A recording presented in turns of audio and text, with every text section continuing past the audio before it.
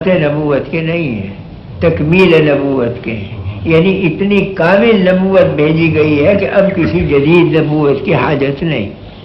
اور یہ بالکل ایسا ہے کہ جیسے رات کو ستارے نکلے، کروڑوں ستارے نکل آئے، چاند بھی نکلا مگر دن نہیں ہوا، سارے روشنی پھیلا رہے ہیں، جگمگا رہے ہیں مگر دن نہیں۔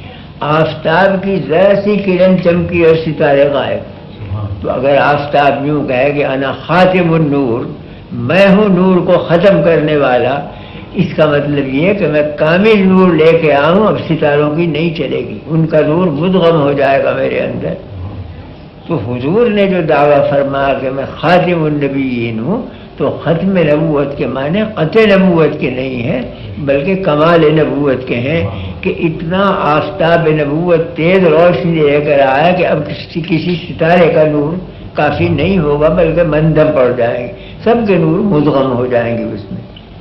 تو جب آفتاب نکلتا ہے تو یہ نہیں کہ ستاروں کا نور ختم ہو جاتا ہے، اس آفتاب کے اندر مدغم ہو جاتا ہے۔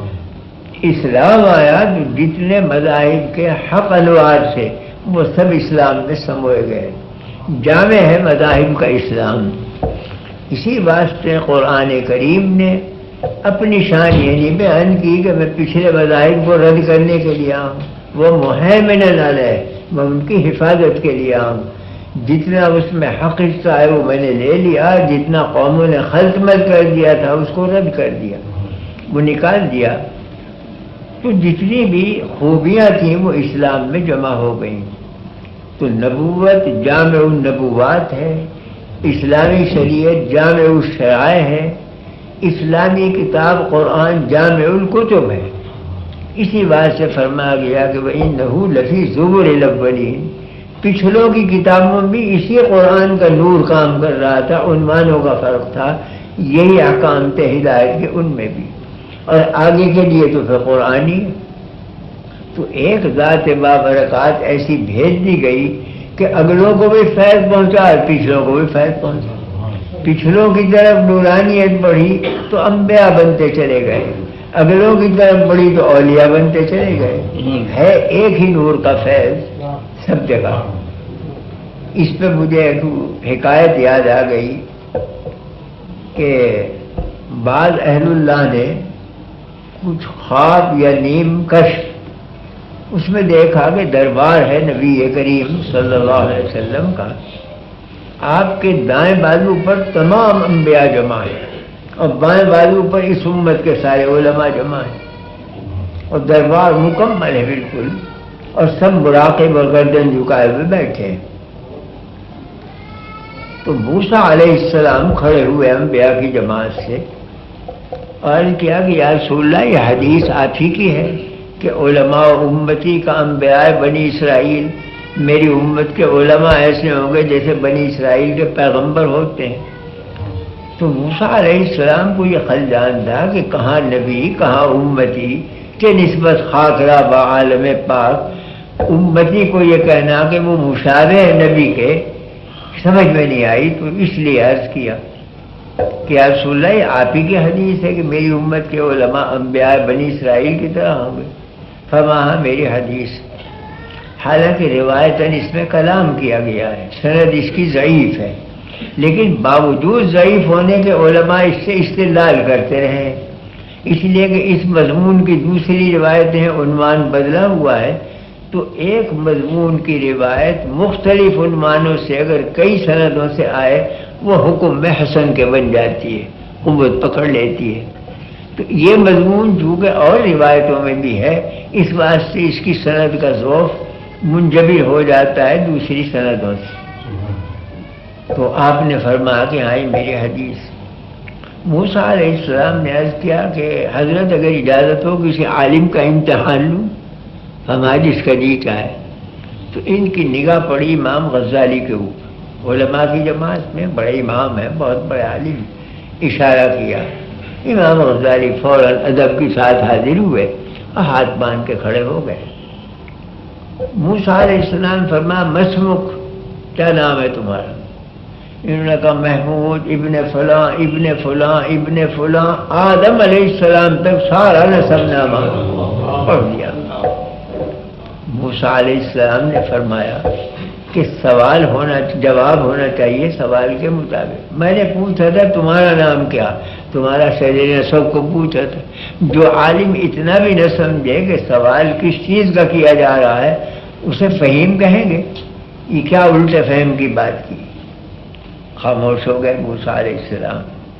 1-2 منٹ خاموش ہے کہ عرض کیا کہ حضرت کو اجازت ہے عرض کرنے کی. کہاں کہو کہ آپ جب کوہ طور پر حاضر ہوئے، حق تعالیٰ سے ملاقات ہوئی، حق تعالیٰ نے پوچھا کہ وما تلک بیمینک یا موسیٰ، موسیٰ تمہارے ہاتھ میں کیا ہے؟ آپ نے جواب دیا ہے عصای اتوکل علیہا واہش بہا علی غنمی ولی فیہا مآرب اخری، یہ میری لاٹھی ہے، کبھی بکریاں چراتا ہوں، کبھی ٹیک لگاتا ہوں، اس میں اور بھی منافع ہیں. تو وہ تو لاٹھی کو پوچھا گیا تھا، لاٹھی کا نسب نامہ تو نہیں پوچھا گیا تھا کہ اس میں کیا فوائد ہیں اور کیا کام ہوتے ہیں. موسیٰ علیہ السلام مسکرائے، فرمایا رسول اللہ بالکل صحیح ہے آپ کا یہ فرمانا کہ علماء امتی کا انبیاء بنی اسرائیل. یہاں ذرا سا یہ شبہ ہوتا ہے کہ امام غزالی نے ایک درجے میں الزام قائم کر دیا موسیٰ علیہ السلام کہ اگر میرا یہ جواب غلط ہے تو معاذ اللہ آپ کا بھی جواب غلط، اور نبی کے بارے میں یہ سمجھنا کہ ان کا جواب غلط ہے تو کفر ہے. تو امام غزالی نے جرأت کیسے کی کہ الزامی جواب دیا. لیکن غور کیا جائے تو یہ الزام نہیں بلکہ اتباع تھا. اس کا حاصل یہ تھا کہ جب آپ کوہ طور پر گئے اور اللہ تعالیٰ نے پوچھا ہاتھ میں کیا ہے، تو محبوب حقیقی سامنے ہے اور عاشق حقیقی سامنے ہے. عاشق یہ چاہتا ہے کہ جتنی دیر لگے، جتنی ہم کلامی کا شرف ہو، لوٹ لو اسے. میری کہاں ایسی قسمت کہ اللہ میرے سامنے ہو، بندہ حاضر ہو، کلام ہو رہا ہو، جتنا طول دو کلام کو تو میرے لیے سعادت ہی سعادت ہے. اس لیے انہوں نے کہا کہ یہ لاٹھی ہے، کبھی ٹیک لگاتا ہوں، کبھی یہ کرتا ہوں، کبھی یہ، اور ولی فیہا مآرب اخری، اور بھی فائدے ہیں. اگر آپ فرما میں تو اور بیان کروں تاکہ کلام طویل ہو اور شرف صحبت زیادہ سے زیادہ ملے. تو امام غزالی نے بھی یہی وسیلہ اختیار کیا کہ اولو العزم پیغمبر سامنے ہے، میں خادم اور امتی، کہاں میں اور کہاں پیغمبر. مجھ سے کلام کرے موسیٰ علیہ السلام، جتنا طول دے سکوں کلام کو اور شرف صحبت مل سکے اتنا ہی میرے لیے سعادت ہے. اس واسطے انہوں نے طول دیا تاکہ شرف صحبت زیادہ سے زیادہ میسر آئے. اور موسیٰ علیہ السلام سمجھ گئے. فرمایا رسول اللہ حدیث بالکل حق ہے آپ کی، علماء امتی کا انبیاء بنی اسرائیل. تو بہرحال اس امت کو چونکہ خاتم الامت کہا گیا ہے اور قرآن چونکہ آخر الکتب ہے اور نبی آخر الزماں ہے، اس لیے ایک ہی نبوت کافی ہوگی. جب آفتاب نکل آتا ہے تو مغرب تک صرف آفتاب کافی ہوتا ہے، کوئی ستارہ جم نہیں سکتا سامنے آ کے. اور جب رات آئے گی تو وہ قیامت کی صبح ہوگی، اس میں پھر ضرورت نہیں دین کی، وہ ختم ہو جائے گا، دین بھی دنیائی ساری ختم ہو جائے گی. تو یہی امت چلنے والی ہے اخیر تک. اس لیے جو کام انبیاء کرتے تھے وہ علماء کے سپورٹ کیا گیا. اس سے کوئی اس امت کی فضیلت معلوم ہوئی کہ ہیں تو علماء مگر کام وہ کیا جو نبیوں کا ہوتا ہے. ایک ربانی عالم جہاں بیٹھ گیا لاکھوں کو ایمان سے رنگ دیا، لاکھوں کو علم سے رنگ دیا، اس نے لاکھوں کے قلوب درست کر دیے.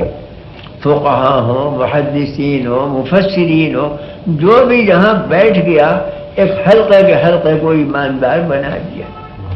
امام ابی حنیفہ کوفے میں ابھرے تو خراسان اور ایران اور افغانستان اور اکثریت ہندوستان کی سب حنفی بنتی چلی گئی تو کروڑوں جنت میں داخل ہو چکے ہیں، کروڑوں داخل ہونے والے ان کے فقہ میں چل گئے. امام شافعی رحمۃ اللہ علیہ کا ابتدائی قیام رہا ہے حجاز میں اور اخیر میں گزری ہے عمر مصر میں، اور وہی وفات بھی ہوئی. مصر کی اکثریت بھی شافعی اور حجاز کی اکثریت بھی شافعی. امام احمد ابن حنبل کا قیام رہا ہے یمن میں، نجد میں. تو جتنے نجدی ہیں وہ سب حنبلی ہیں، سب حنبلی فقہ کے اوپر چل رہے ہیں.